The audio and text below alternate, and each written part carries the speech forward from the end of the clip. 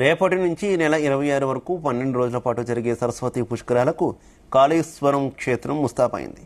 జయశంకర్ భూపాలపల్లి జిల్లా కాళేశ్వరం వద్ద త్రివేణి సంగమ ప్రాంతంలో సరస్వతి నది పుష్కరాలు ప్రారంభం కానున్నాయి. గోదావరి ప్రాణహిత నదుల కలయికతో కాళేశ్వరం వద్ద త్రివేణి సంగమం ఏర్పడింది. గోదావరి ప్రాణహిత నదుల అంతర్వాహినిగా సరస్వతి నది ప్రవహిస్తోంది.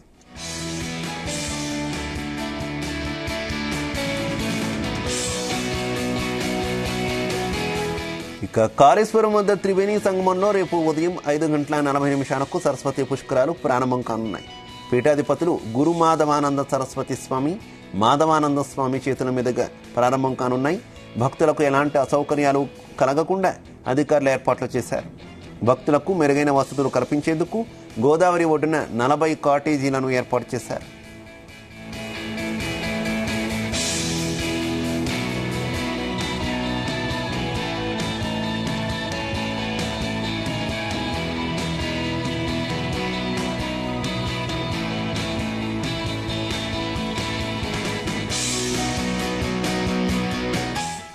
విపత్తులు సంభవించకుండా ఉండేందుకు ఎన్డీఆర్ఎఫ్ 34 మంది సిబ్బంది, ఎస్డీఆర్ఎఫ్ 66 మంది సిబ్బంది, అలాగే సింగరేణి రెస్క్యూ టీములను కూడా ఏర్పాటు చేశారు.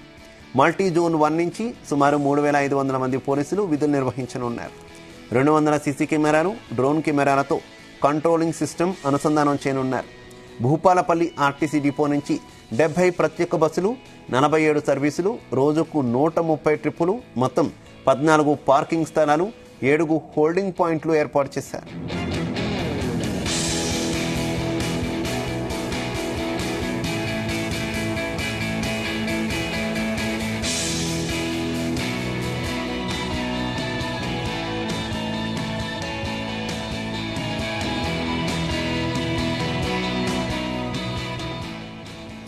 ఇక హైదరాబాద్, వరంగల్ నుంచి వచ్చే వాహనాలు కాటారం మండలం గంగారం ఎక్స్ రోడ్ మీదుగా కాళేశ్వరం చేరుకుంటాయి.